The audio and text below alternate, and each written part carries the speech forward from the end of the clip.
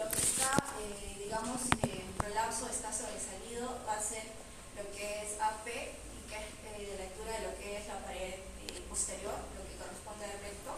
Nos está dando las mediciones que AP está por fuera, o sea, más 2 centímetros por fuera del punto de referencia que es el IME, y la porción del recto total, ¿no? Digamos, todo esto está sobresalido. Y bueno, aquí ya sería lo mismo, ¿no? Si se observa, va a ser un prolapso ya total. Este es mi IME y este es mi servicio. Básicamente, también el punto de referencia va a ser el IME, solo que en el sistema POPQ va a ser ya con mediciones. Una consulta anterior. ¿Por qué el A y el B? Hay una parte que se dio. Porque este es el punto D. Es una paciente que está con histerectomía. No se considera. ¿Se acuerdan que le mencioné que el punto D no se mencionaba en caso de que esté con pacientes con histerectomía? Por eso en el D no tiene nada. Bueno, y esto sería una referencia de un cuadrito en donde serían los valores, ¿no? Dijimos que el AA, el BA, el AP y el BP van a ser valores, van a ser la misma distancia como un espejito, o sea, -3, -3, -3, -3. El cervix va a estar a -8, que está dentro de la vagina, todo esto, toda la medición de aquí. El hiato genital, que va a ser de 2 centímetros, el cuerpo perineal, que va a ser de 3, y la longitud total, que va de hasta la altura, va a ser de 10 centímetros. Igual, AP y PP va a ser la misma, ¿no? La posición correcta anatómica. Y ya de que va a ser el tornis posterior, va a ser la medición de fertilidad. Esa es como sería una paciente normal, con útero, que no ha sido operada. Y bueno, la clasificación va a ser en etapa 0, 1, 2, 3 y 4. En donde la etapa 0 es que donde no va a haber prolapso, pero se dice que todas las mujeres estamos en factores de riesgo, porque se da más que todo en pacientes, mujeres que ya han tenido hijos, que tienen obesidad o que hacen sobreesfuerzo. En la etapa 1 va a haber dice que la porción más distal del prolapso va a ser mayor a 1 centímetro, proximal al nivel del IME, pero menor a 1 centímetro, a -1. En la etapa 2 va a ser igual, de la misma manera se lo va aumentando, ¿no? Va a estar entre menor e igual a 1 centímetro proximal, y va a ser menor a mayor a -1 centímetro, ya digamos distal. Esta va a ser la codificación. Ahorita vamos a revisar un poquito para que vean. Y la etapa 3 va a ser la porción más distal del prolapso, que es más a -1, pero menor a la longitud total, que va a ser -2. O sea, esta va a ser nuestro punto para saber diferenciar entre etapa 3 o etapa 4. Digamos que la longitud total es 10, ¿no? Ahí se le va a restar 10 menos 2, 8, y va de acuerdo a este número se va a clasificar si es en etapa 3 o etapa 4.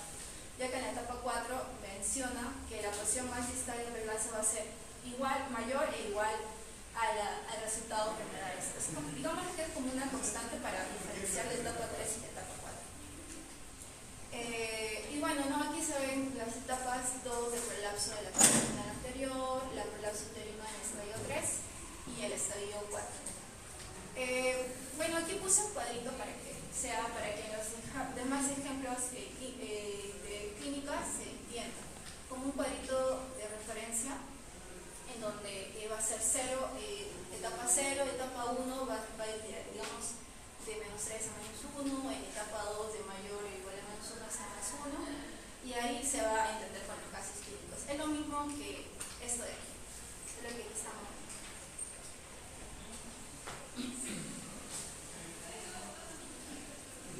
Bien, soy Sancho Parra. Voy a hablarles acerca de lo que es parte de fisiopatología. Como mencionaban mis compañeros, existe parte de lo que es el enfermo técnico, lo que es el piso técnico, tiene una parte que es muscular y la otra parte que es fácil, ¿no?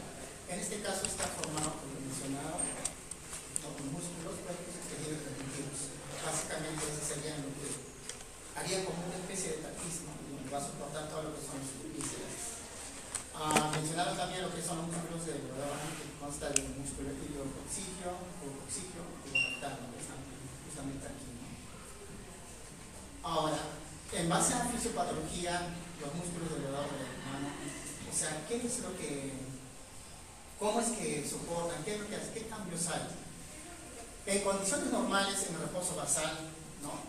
Lo que es lo normal, sin prolapso, nada, básicamente lo que haría es mantener una elevada, lo que es el piso pélvico. Lo que vendría a hacer es hacer un estrechado, que son los hiatos del piso pélvico. Entonces, en este caso sería lo normal. Pero también existe de manera habitual cuando la mujer está de pie, básicamente la orientación de la vagina estaría no en forma vertical, sino también estaría en forma horizontal, ¿no? En este caso. Pues ese también sería un factor que pueda ayudar, ¿no?, a sostener justamente el cumplimiento de lo que es esta placa muscular. En otra teoría menciona que el tono muscular, ¿no?, todo el tiempo tiene un tono muscular, ¿no?, todos los puntos que están en ese sitio, pero luego también puede haber una pérdida de este tono muscular y finalmente esa pérdida de este tono va a permitir que haya una caída, ¿no?, de zonas, el víscera, el útero, todo eso, ¿no? Y la otra parte vendría a ser lo que es el soporte inadecuado, que vendría a ser lo que es las fijaciones que tiene, ¿no? Como ya mencionaron, las fases que están, ¿no?, son puntos de referencia. Esos dichos soportes vendrían a ser que con el tiempo que pasa, de acuerdo, mencionar que uno de los factores era lo que es la edad, básicamente, y el otro era lo que son los embarazos. Entonces vendrían a ser, lo que va a hacer es extenderlas, o sea, prácticamente estirarlas, ¿no? Es lo que va a hacer. Entonces, ese sería otro de los factores.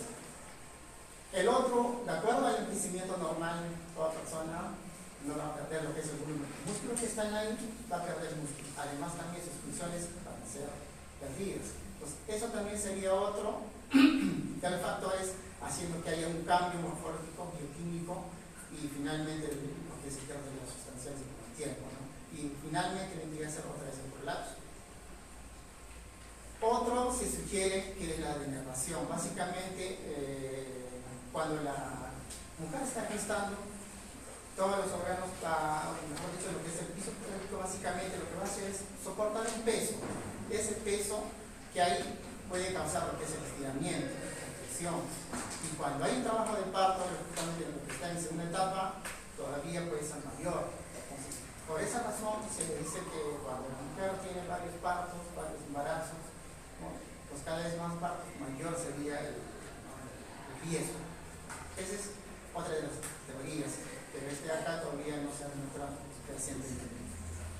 En cuanto a lo que es el tejido conectivo, como sabemos que está formado de colágeno, elastina, lo que son músculos lisos, todos los miotejidas, básicamente estarían relacionados a los tejidos circundantes de la vagina, de todo ese sitio, lo que también tendría de soportar, ¿no? O sea, básicamente es proporciona el soporte de todos esos sitios, ayuda con lo que son músculos. En cuanto a lo que es el arco tendinoso de fascia pélvica, como mencionaron los compañeros, ese es un sitio de fijación. Y ese sitio de fijación básicamente está relacionado con lo que es la vagina, tanto anterior como posterior. Y como menciona, que también si se va perdiendo esto, se convierte en tejido laxo, entonces también va a perder lo que es ¿no?, la pérdida de soporte. Y en el estiramiento de desgarro de ese tejido. En lo que es el útero sacro, el ligamento útero sacro, este ligamento está relacionado a lo que es soportar lo que es el útero, pero en la parte posterior, o sea, hacia la columna, hacia los sacros, pero también tiene una parte que es un 20% del músculo liso. Y si esto se pierde, de igual forma, ¿no?, lo que va a causar es un prolapso. Encima, más lo que es el músculo liso. Por eso mencionaron que cuando hay una histerectomía, básicamente va a ser seccionado ligamento uterosacro, otro, ¿no?, de los causantes. En cuanto a lo que es el estrógeno, mencionaron que tiene una sensibilidad hacia esta hormona de los músculos y los tejidos, ¿no?, y básicamente otras partes también igual, pero en este caso, cuando hay descenso de esta hormona, de estrógeno, se pierde lo que es la calidad de la mismo, entonces estaría relacionado con lo que es la posmenopáusica, ¿no? Con el paciente que está. Y cuanto a lo que es los receptores, tanto de estrógenos como de progesterona, igual forma, ¿no? Su deficiencia también cambiaría lo que es la calidad, y lo que es el colágeno tipo 1, básicamente está relacionado a lo que ya no hay síntesis de este tipo de colágeno. Cuando ya una persona está ya a cierta edad, entonces existe un debilitamiento de la resistencia a lo que es la fracción de la pared vaginal. Entonces, al final, igual forma, no lleva a lo que es el colapso. Y las paredes vaginales, como mencionaron, igual forma, tienen, ¿no?, la pared, un revestimiento de epitelio, de lámina propia, músculo. Esas están unidas básicamente a lo que es al arco tendinoso. Como mencioné anteriormente, también tiene ese mismo factor. En cuanto a lo que es el tercio inferior de la vagina, la pared básicamente se une a lo que es a la membrana del cuerpo perineal. Entonces, si tenía alguna anomalía en esa parte o por los factores que mencioné, también tendría ese mismo problema. Y otro serían las anomalías básicamente relacionadas a la anatomía o la fisiología o también a la biología.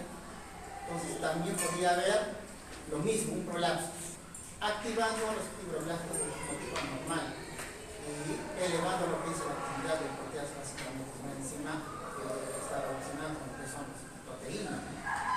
Y lo otro sería síntesis o degradación anormal de las fibras de colágeno. Y esto también colaboraría a lo que es al colapso. Entonces, eso sería relacionado a lo que es paredes vaginales. En esta imagen vamos a observar, ¿no?, en lo que es la teoría del colapso, el defecto del colapso, la debilidad de atenuación o el desgarro de la pared, pero esta es en la línea media. Entonces, o sea, sería aquí básicamente la pared anterior. En ese caso, se dice que la pared, se menciona que la pared es lisa, o sea, no tiene rugosidades. Entonces, podríamos mencionar que hay un descenso de lo que es la pared anterior, pero en lo que es en paredes laterales puede haber un desplazamiento y un defecto también de lo que es pared anterior, lo que va a causar es arruga. Entonces, este de acá es un cistocele, o también se le puede llamar cistocele paravaginal, que tiene una pérdida de soporte en lo que es el lateral y no es central, como podría ser en este caso, que tiene una pérdida no tiene una rugosidad, en este caso sería eso. En cuanto a lo que es soporte vaginal, tiene tres niveles.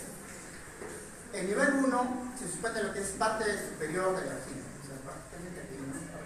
Estaría relacionado al soporte, a lo que es el ligamento cardinal y el útero sacro, como mencioné en la parte de la anatomía anteriormente, y de ahí se dirige hacia lo que es el músculo, al orificio interno y al piriforme. Y en lo que es el parte del nivel medio, o sea, la parte de lo que es medial, en ese caso tendría que ser lo que es la parte, toda la parte tendinosa que está, sería lo mismo. Y además está conformado a lo que son lo que es tendones, lo que son los ligamentos cardinales y uterosacro, a lo que estaría relacionado unida a lo que es la espina isquiática. Entonces básicamente estaría fijado en eso. Y lo que es la parte final, lo que es la parte distal, y en referente a lo que es el introito, está relacionada a lo que es al cuerpo perineal y lo que son los músculos perineales superficiales, tanto superficiales como profundas, y finalmente a lo que es el tejido conectivo muscular. Entonces, todas estas podrían perder con el tiempo, y de acuerdo a esta pérdida de la ubicación que tiene, finalmente podríamos decir que hay un defecto, ¿no?, de acuerdo a la ubicación que tiene.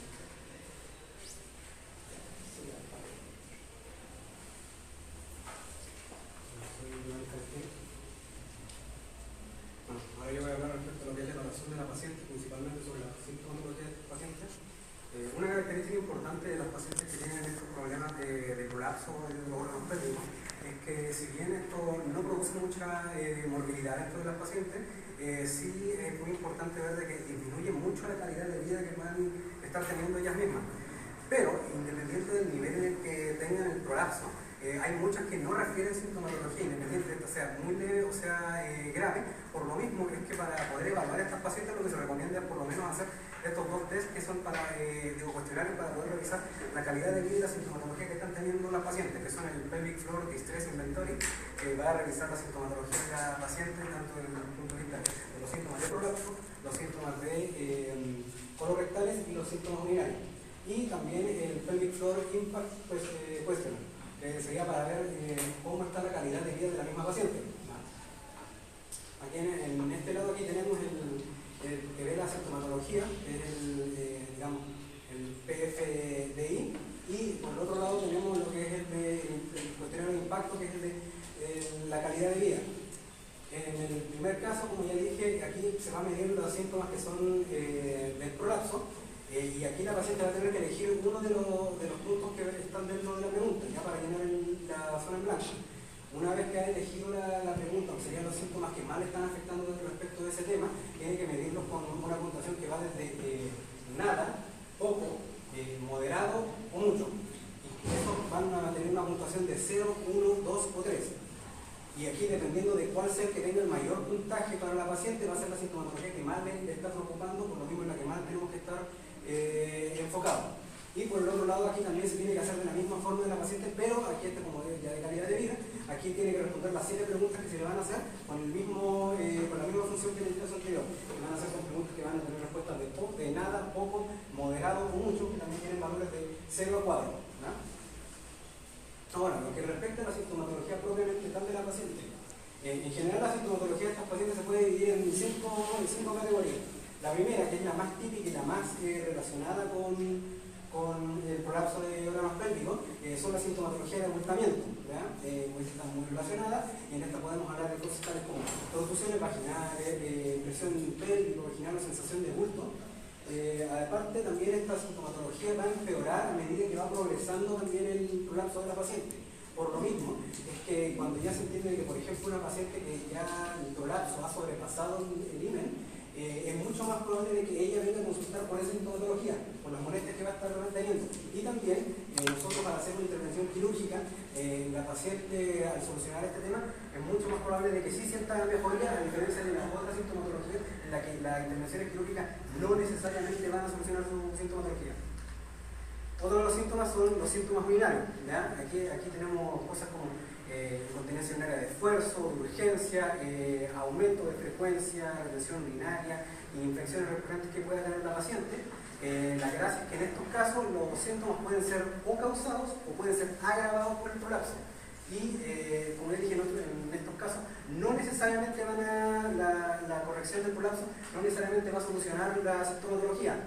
Por ejemplo, en un caso de una irritación de vejiga, podrían existir otras complicaciones o otras causas que pueden estar produciendo la irritación, por lo mismo que una intervención no necesariamente la va a solucionar y vamos a necesitar una tercera intervención. Mientras que en otros casos, como por ejemplo una retención urinaria con una uretra obstruida, nosotros al tratar el prolapso sí podríamos estar solucionando la sintomatología de la paciente. Luego tenemos los síntomas que son intestinales. Aquí el principal que vamos a estar hablando es el estreñimiento. Lo puede ver aquí, por ejemplo, en la imagen. Aquí en estos casos, digamos, se puede ver que la paciente principalmente va a ser por el colapso que está produciendo los órganos, pero de por sí esto no va a ser la causa del estreñimiento, sino que va a depender dependiendo de la zona en la que se está produciendo el problema. Por ejemplo, si fuera en el caso de un defecto en la pared vaginal posterior, es que entonces se podría estar produciendo un estreñimiento de tipo obstructivo. Y en estos casos incluso las pacientes llegan a tal punto de que tienen que estar haciendo una descompresión digital, o sea, sacar con los dedos las heces en el momento de defecar.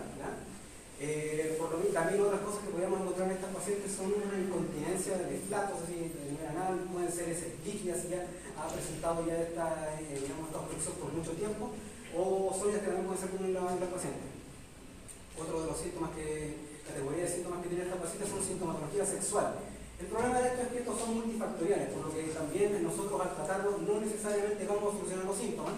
Entre esos tenemos, por ejemplo, factores psicosociales, atrofia genital, el envejecimiento de las mismas pacientes, y, por ejemplo, también puede ser la mujer con un mito obstructivo, pueden beneficiarse con el tratamiento, mientras que en otros casos no necesariamente. Por ejemplo, pueden llegar a tener, por ejemplo, dispareunia postoperatoria.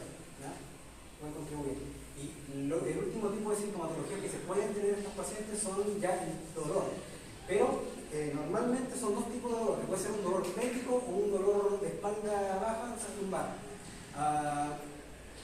Hay en general en la bibliografía toda la evidencia que está respaldando de que el colapso de los órganos sea el que causa este tipo de dolor.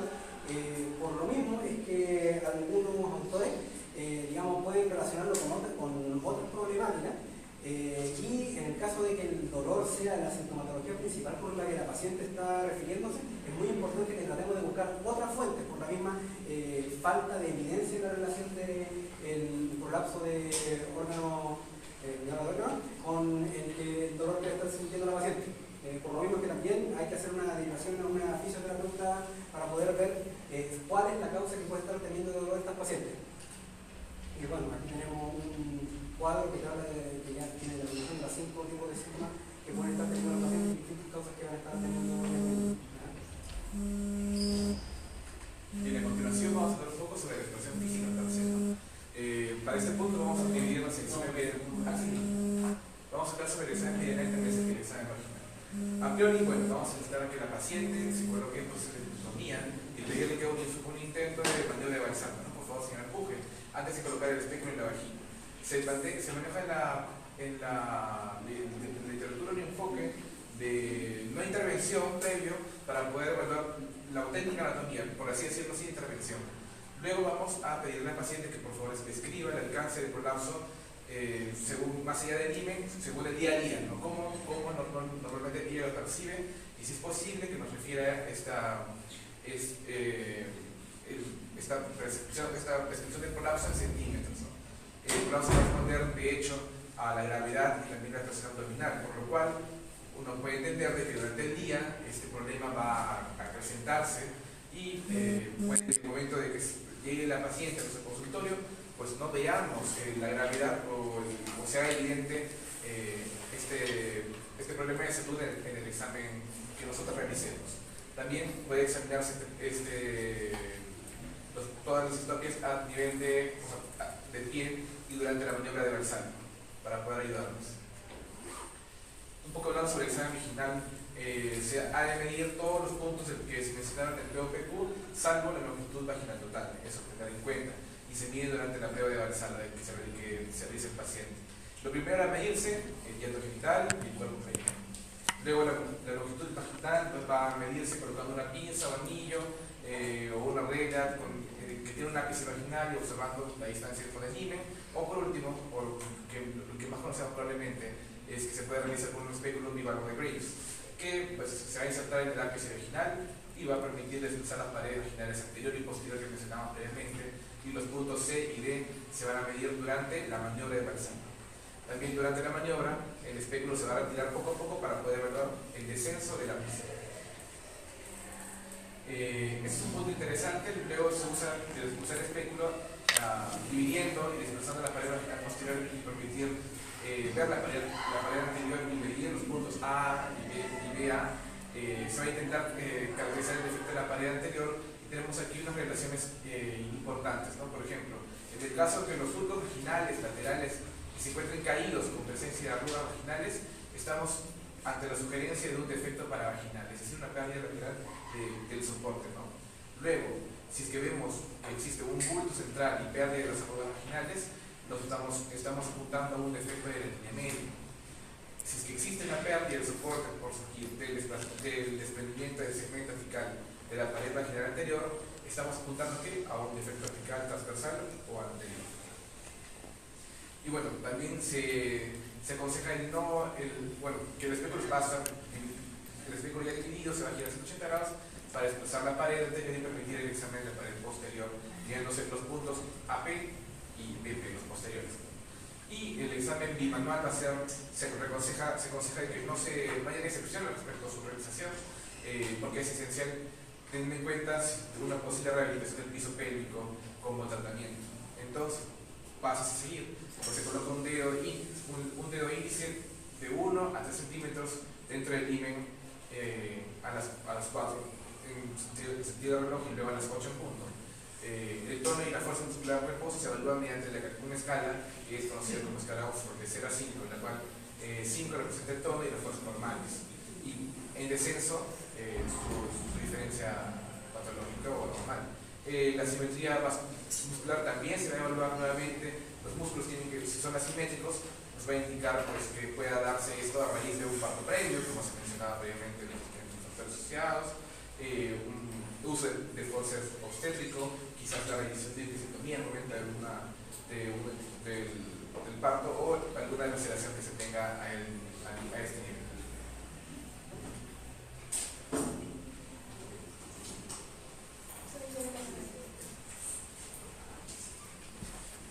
Bueno, continuando vamos a ver el enfoque terapéutico que va a ir desde una conducta expectante, un manejo conservador o hasta cirugía. Y esto va a depender en sí de los factores de la paciente, por ejemplo, la gravedad de los síntomas de la paciente, la edad, las comorbilidades médicas asociadas, factores de recurrencia, si la paciente desea tener una función sexual normal, si desea conservar la fertilidad. En el caso de conducta expectante, esto es ideal para pacientes que son asintomáticas o sintomáticas leves, o también podría hacerse en pacientes que rechazan el tratamiento, tanto conservador como quirúrgico.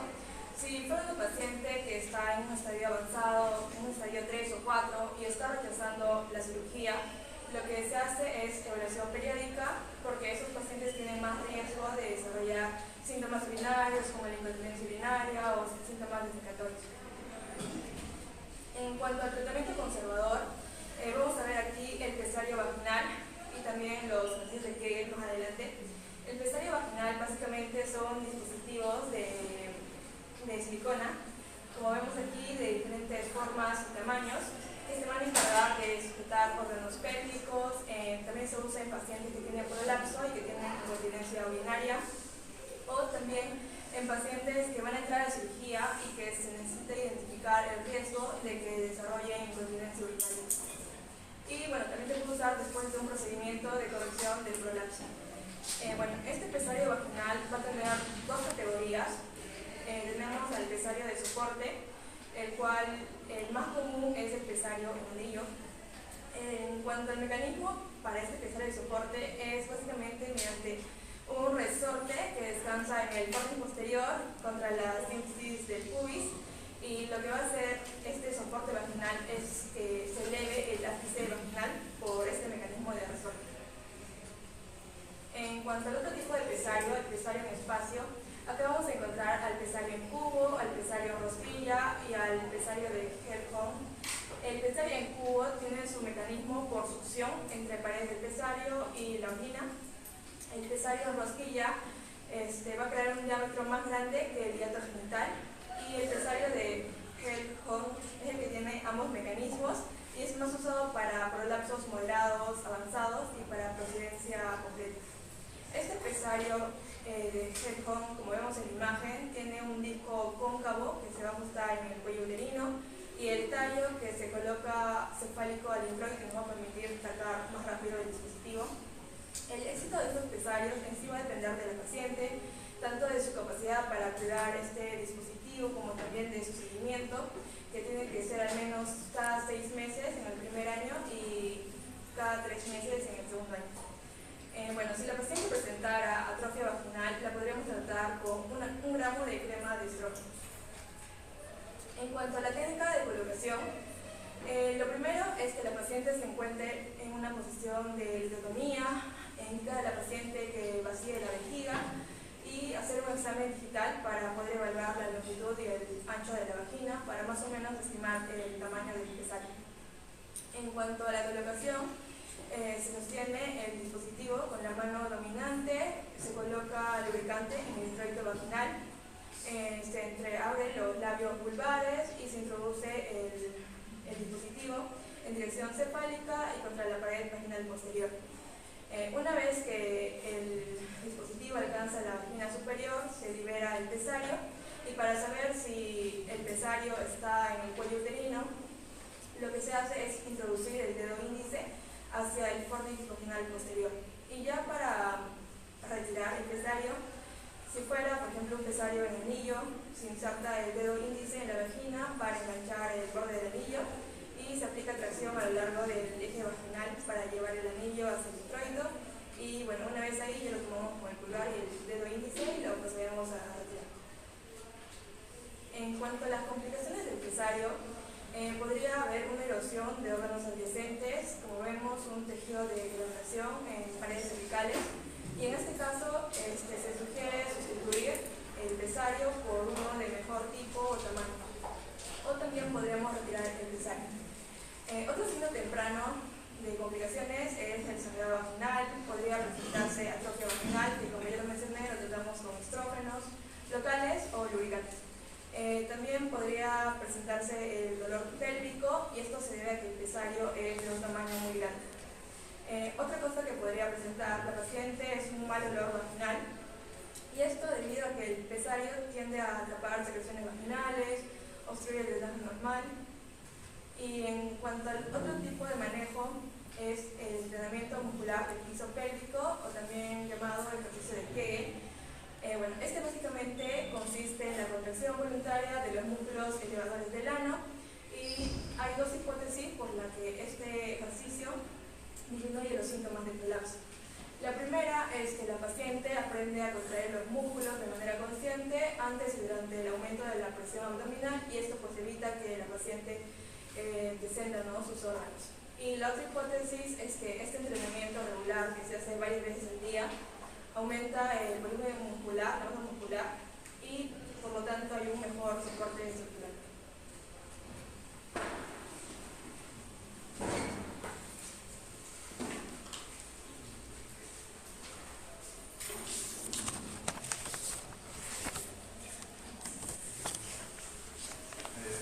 Mi nombre es Víctor Arce y bueno, a mí me tocó sobre el tratamiento quirúrgico, ¿no? Como ya mencionaron mis compañeros, hay diferentes grados de severidad en esta enfermedad, ¿no? Como el grado 0, que vendría a ser solo factores de riesgo, y en ese caso pues se recomienda a la paciente bajar de peso, ¿no? En el caso del grado 1, que vendría a ser asintomático, también lo mismo, se le recomienda bajar de peso y no cargar mucho, o también disminuir las comorbilidades que tienen todos, ¿no?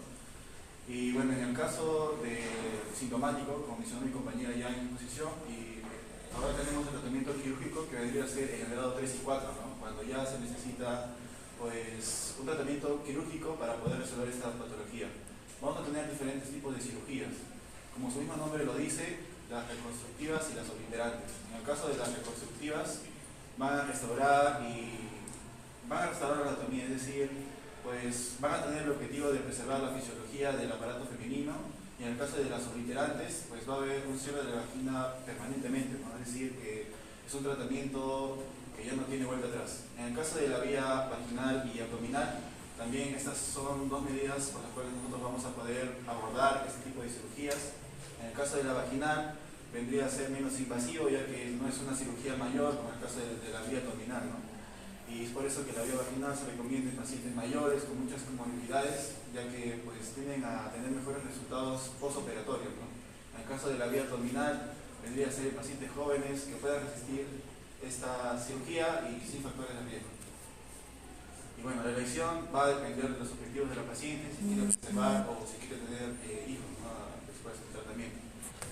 En el caso de la suspensión del ápice vaginal, vamos a tener en cuenta que, como se mencionó, esta enfermedad pues, es el prolapso de órganos pélvicos por la cavidad vaginal, ¿no? Por lo que el ápice vaginal se define como la parte superior de la vagina. Va a estar por niveles bajos de lo normal, por lo que el tratamiento quirúrgico o el cirujano va a tender a la resuspensión del ápice, es decir, lo va a suspender otra vez para que vuelva a tener pues para que vuelva a ser fisiológico, ¿no?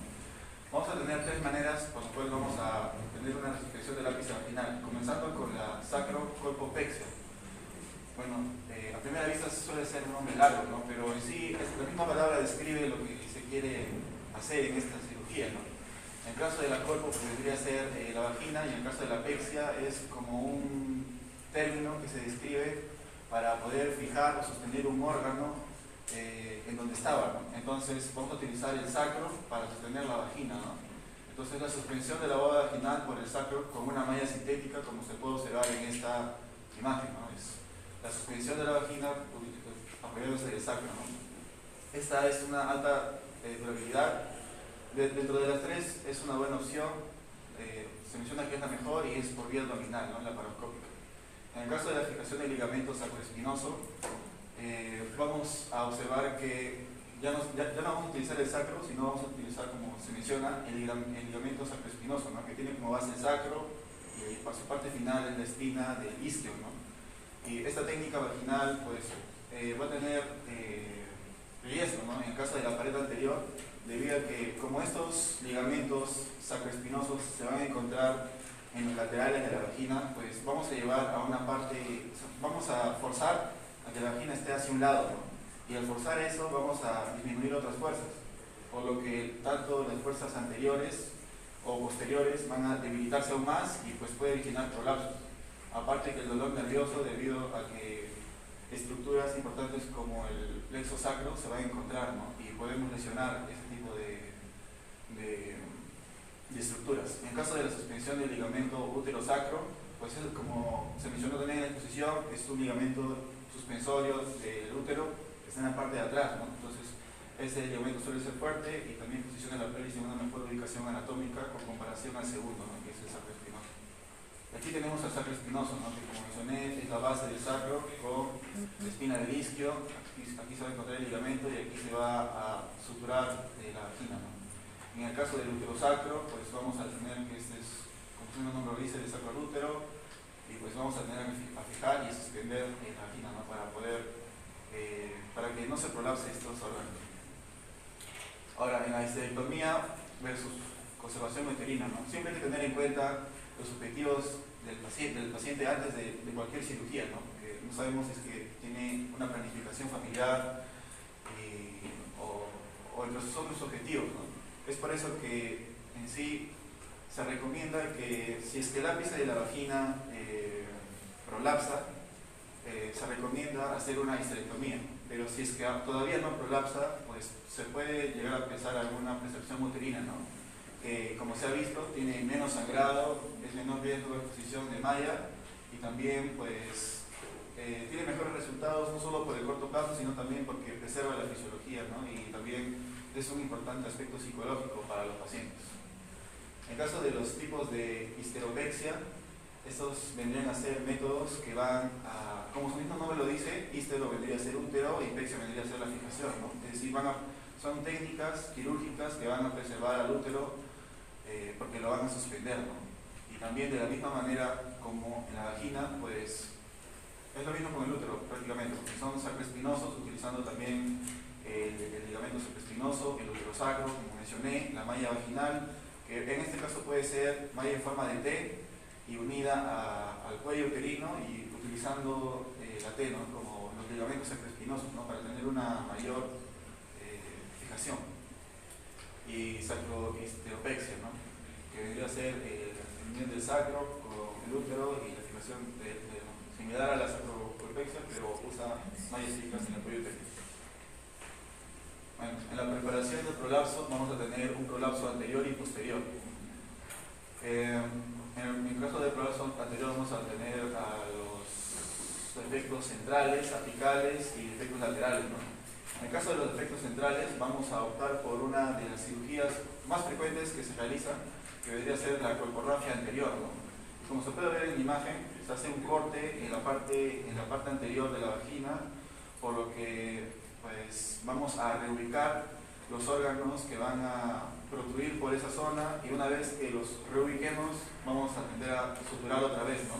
Haciendo como que una doble sutura con un ligamento y va a reforzar esta pared, esta parte anterior, ¿no? Y los defectos apicales, que vendría a ser la parte de arriba de la vagina, y bueno, van a requerir los procedimientos que mencioné anteriormente, ¿no? Los procedimientos de suspensión apical. Y los defectos laterales, pues la reparación para vaginal, ¿no? Como se mencionó también en la diapositiva. En el caso de posterior, en el caso de un enterocele, va a ser una reposición de las capas fibromusculares, ya que cuando sale el intestino delgado, que es un prolapso, que es una cavidad que está lejana al himen, pues realmente la frecuencia es que haya un problema muscular, ¿no? Parte del músculo elevado del ano. En el caso de la colporrafia posterior, también es un éxito anatómico de 76 a 96%, y el sacro cuerpo perineopexia, pues ya involucra tanto al sacro, a la vagina y al perineo. también la periorragia, que también se realiza con la colporragia posterior. Bueno, ahora vamos a hablar sobre el uso de mallas de cirugía de la película de reconstrucción. Vamos a tener mallas naturales como injertos del mismo paciente o de animales incluso, y también mallas sintéticas, ¿no? En sí vamos a tener complicaciones como la agresión de la malla, y estas agresiones se manejan con estrógenos. Hay diferentes tipos de mallas sintéticas, el 1, 2 y el 3 y el 4, entendiendo que el 4 va a tener un mayor riesgo de infección porque los poros van a ser más pequeños, ¿no? En el caso del 1 va a tener menos infección. Y el tipo 3 es una mezcla de macroporos y multifilamentos.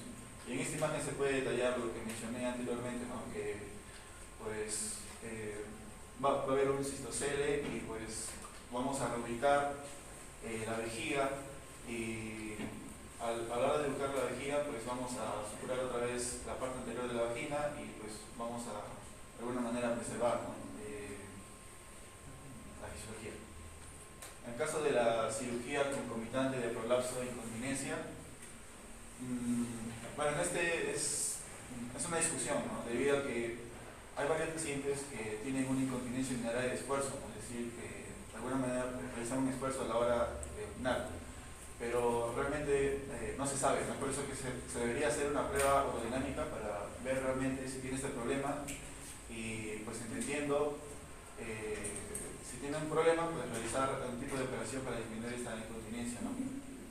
Y en el caso de los procedimientos obliterantes, bueno, todos los que ya mencioné son los procedimientos anatómicos, ¿no? Que van a preservar la anatomía. En el caso de los obliterantes ya vendrían a ser los permanentes. Y en estos tenemos los colpoclesis de Lefford y la completa. En el caso de la colpoclesis completa, vendría a ser, como se puede observar en la imagen, el cierre total de la vagina, ¿no? Es por eso si es que, digamos, esta fuera la pared anterior de la vagina y esta fuera la pared posterior, se cerraría completamente. Y en el caso de la colpoclesis de Lefford, pues si esta fuera la pared anterior y esta fuera la pared posterior, solo la parte anterior y posterior se cerraría, pero dejaría como dos canalículos por las cuales las secreciones del útero van a poder pasar, ¿no? Es justamente una ventaja con la de Lefford, porque si realizamos una colpoclesis, es decir, un cierre total, y todavía la paciente preserva el útero, pues no sabemos si se puede originar un cáncer de útero, ¿no? Y entonces no podríamos, o sea, dificultaríamos el proceso, ¿no? Por lo que el Lefford, pues, gracias a estos dos canalículos vamos a poder de alguna manera estudiar, ¿no? las secreciones del endometrio. Y bueno, aquí es lo que ya mencioné, ¿no? Sobre las ventajas y dificultades. Bueno, eso sería todo en cuanto a la exposición, pero en grupo hemos hecho un planteamiento de casos clínicos sobre unas preguntas, ¿no? Respondiendo, son tres nomás. ¿A qué etapa corresponde los siguientes hallazgos? Vamos a mencionar que, como se mencionó en la exposición, el BA corresponde a un cistocele, ¿no? Y vendría a ser más 5, por lo que la longitud total vaginal vendría a ser en 6. Entonces, utilizando este cuadro que tenemos, si la longitud total vaginal de la luz,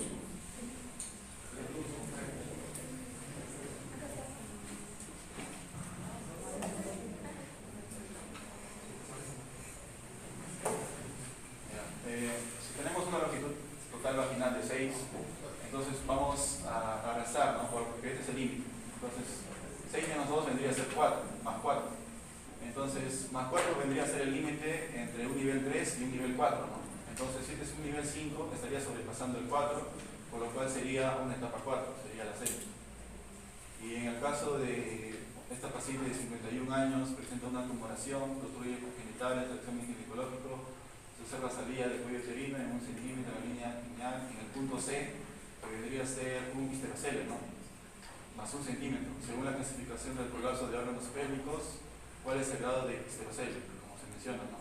Entonces, en esta pregunta, pues la respuesta está en el mismo enunciado, debido a que, como sabemos, en el nivel 2 vamos a tener niveles fijos, ¿no? Es decir, menos 1 y más 1. menos 1 sería para adentro y más 1 sería si estuviera protuyendo, ¿no? En este caso está protuyendo y como es más 1, correspondería a un nivel 2, ¿no? Como se menciona en esta tabla. En el caso de la mujer con simulación que protruye por genitales externos, Alexander tiene una longitud de vagina de 11 y el punto AA es más 3, ¿no? Y según la clasificación del colapso de los pélvicos, ¿cuál es el grado de stop? Entonces, teniendo siempre en cuenta la longitud vaginal que es 11, ir restándole el menos 2 para saber el límite entre el grado 3 y el grado 4. 11 menos 2 tendría que ser 9, ¿no? Entonces, si es un más 9, y en este caso un más 9 sería un límite entre el 3 y el 4, en este caso es más 3, entonces sería la respuesta 3, porque no llega a ser mayor que 9. Eso sería todo. Gracias. ¿Preguntas?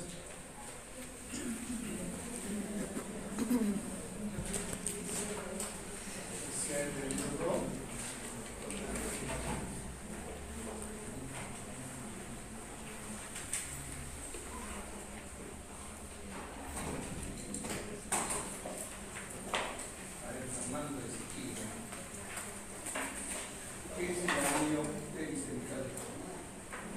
El anillo pericentral. El anillo no quirúrgico. ¿Qué es el anillo pericentral? ¿A qué se refiere o qué es anatómicamente el anillo pericentral? Tiene que ser un anillo por el cual se introduce en el vaginal a la altura de lo que es el efecto uterino, para evitar, se apoya entre la pared vaginal posterior, en la pared vaginal posterior, y ahí se apoya la pared vaginal exterior. Para todos los únicos algunos que sacan dedos o jalados son los que se inventan, ¿no? Un médico no puede inventarse. No todos tenemos que hacer como hay ejemplo. Los únicos alumnos que los digamos de puro son aquellos que se inventan, ¿no? Porque un médico no se puede inventar. Siendo ustedes a veces no se inventan.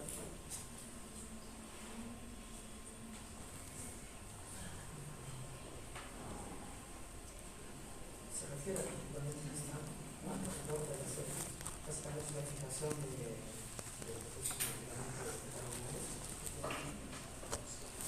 El anillo del fe es lo más importante, ¿no? Los derechos convenientes, donde se van a definir todo. Todo aquí no está haciendo pélvica. ¿Qué no está haciendo pélvica? ¿Qué es la? Mi nombre se ha preguntado qué es el anillo cervical, y ahora le estoy preguntando qué es la fascia endopélvica.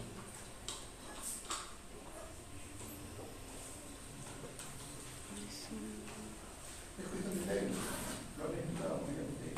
Compañero que ahora solo todo el video colectivo que está distribuido, ¿no?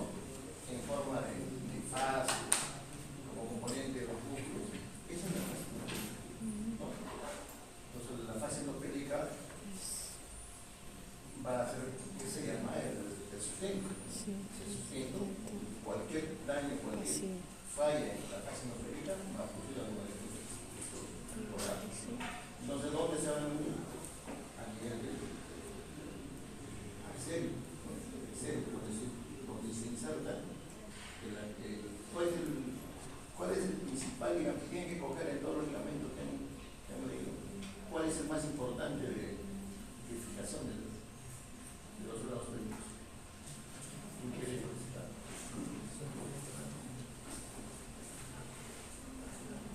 ¿Cuál es todo? ¿O un músculo o un ligamento? ¿Cuál es el más importante?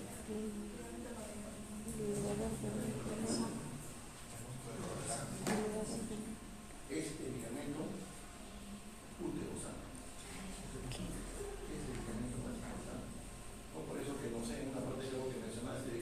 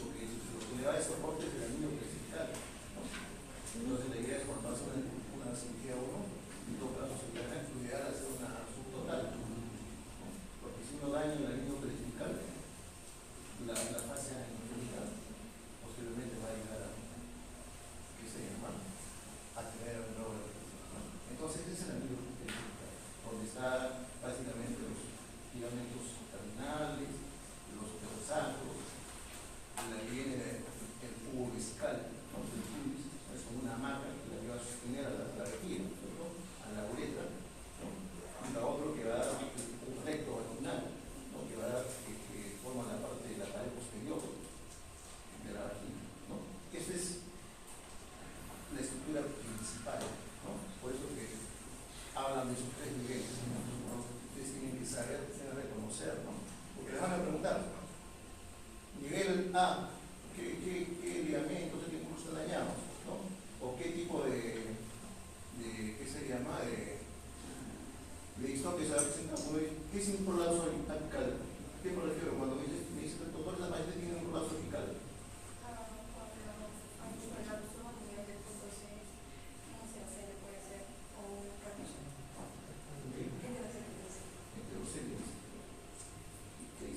Hay una alteración de la porción más superior, por así decirlo. ¿Qué órgano está comprometido?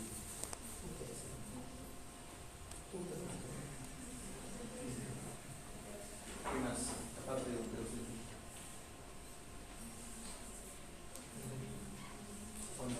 cuando hay esa raíz de un prolapso de cúpula, ¿no? Cuando ya la raíz está estructurada. Cuando hablamos del prolapso apical, estamos hablando de un prolapso del útero, del cerebro, o del prolapso de cúpula.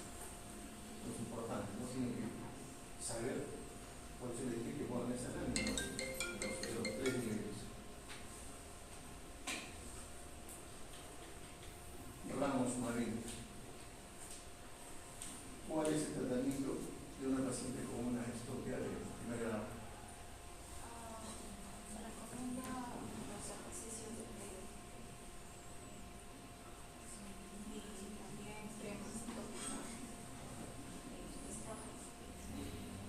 ¿Alguien quiere agregar el tres?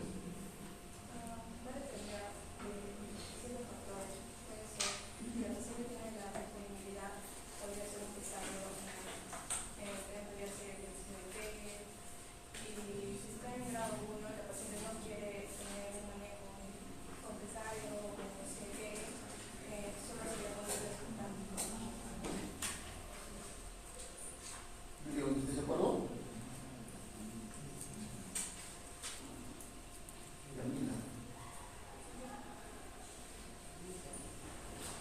Isaac. ¿Estás de acuerdo? De repente no se usaría lo que son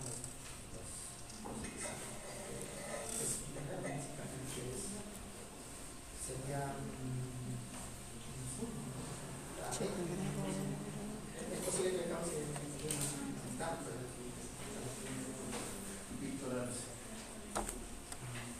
Bueno, en el grado 1 se recomienda que va a depender de la sintomatología de la paciente. Si no tiene, realmente es una conducta dificultante, es decir, solo baja de peso y se la recomienda no hacer cargas y tampoco no aumentar su presión abdominal, o sea, manera de pasarlo.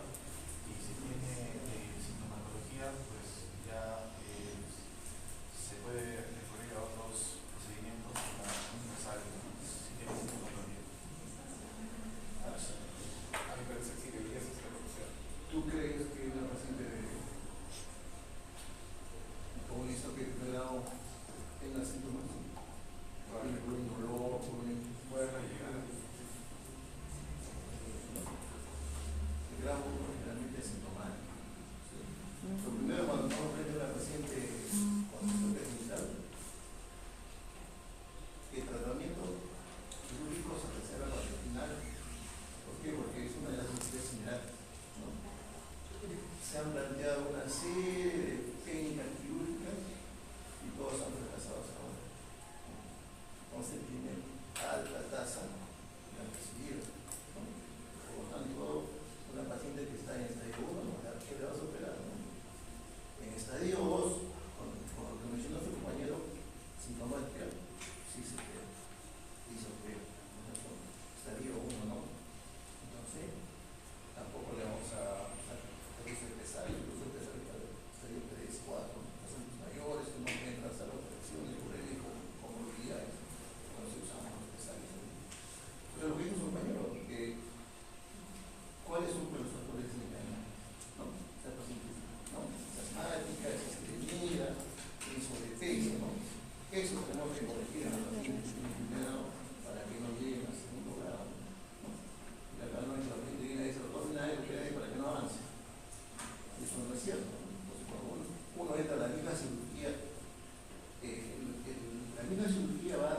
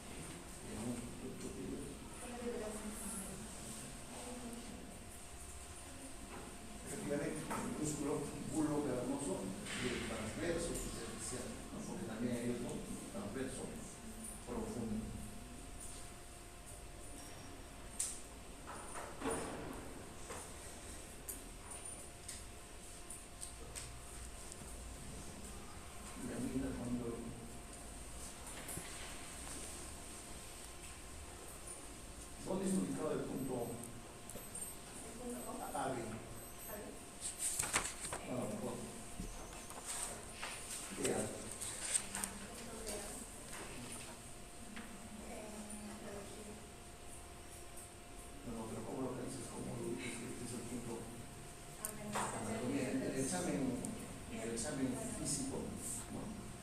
¿Cómo ubicas? Te dices que este es el punto. Ya vimos porque el teatro genital es el punto cero. Entonces, el punto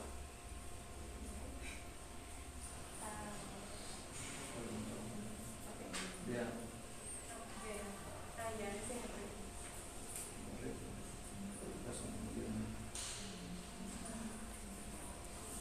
A ver, Víctor, punto BA.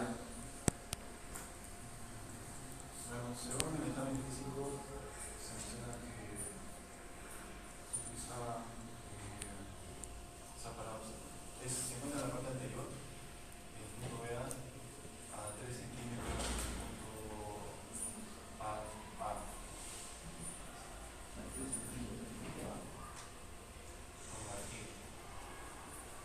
Absolutamente. ¿Y dónde se encuentra el punto A? ¿Y a qué estructura anatómica corresponde?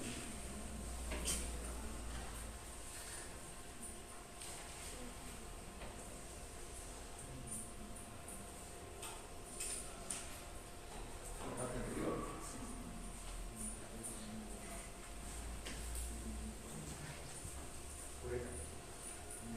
A la unión de la uretra. La unión de la uretra y la vejiga, ¿no? Entonces, ese punto es que se llama el punto A. Vea, no sé si han entendido, ¿está claro para ustedes? ¿Hay dudas de los puntos? ¿Qué es el punto BA? Eso lo pongan en una gráfica, porque a veces nos confundimos con eso.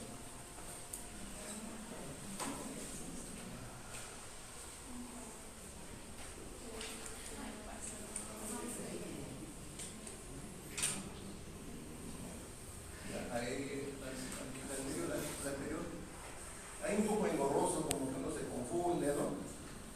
Mucha letra. La siguiente. Entonces, lo que tenemos que saber, ¿dónde partimos?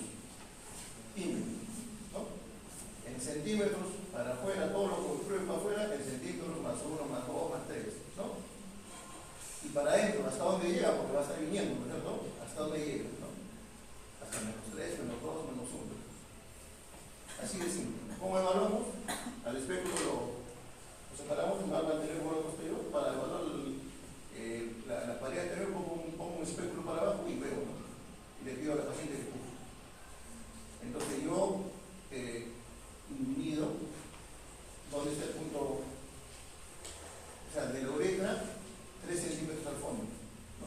Mido. Y le pido que la paciente puje y veo cómo se mueve ese punto, ¿no? Puja y no se mueve, si siguen en los 3, ¿no? O puja y se viene hasta -1, hasta 0, ¿no? Máximo puede salir adelante, +3. Ahí está claro eso, ¿no? Es el punto, donde dijo su compañero, que corresponde a la unión de la uretra con la vejiga.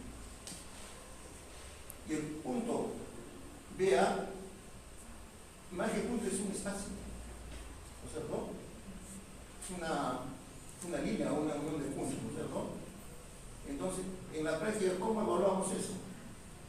Entonces, lo que les dije, ¿no? Calculamos 3 centímetros hacia adentro y de ahí nos fijamos qué parte de ahí hacia el fondo protruye, ¿no? La parte que más protruye.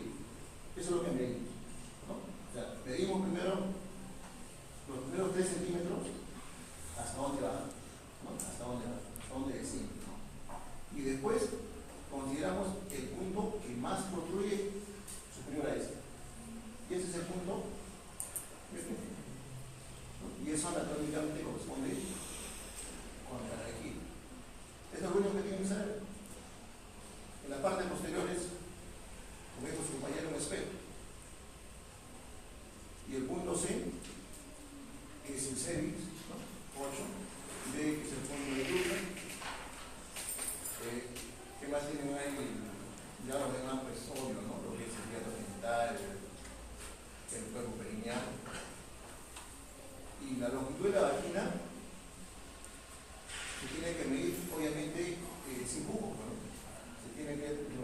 reducir el prolapso, se tiene que reducir el prolapso y ver cuál es la longitud real de la vagina. ¿Claro? ¿Está claro? ¿Alguna duda?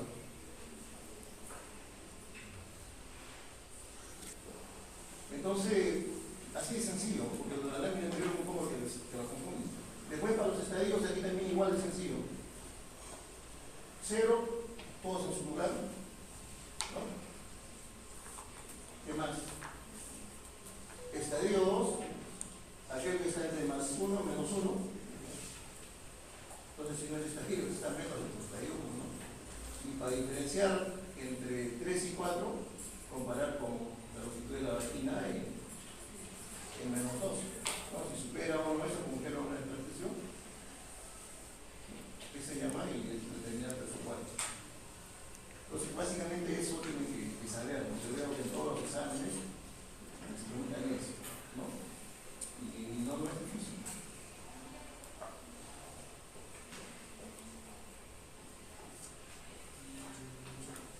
Bien, jóvenes, ¿alguna otra inquietud tienen ustedes?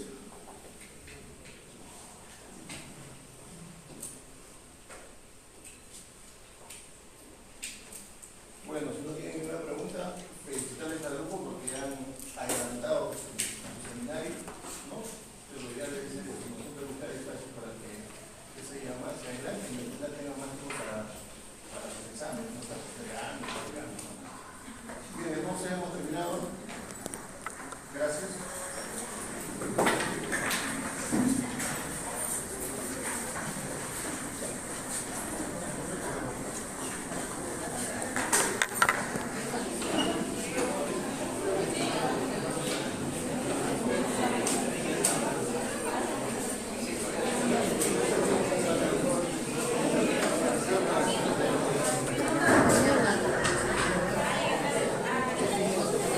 A ver si lo lista.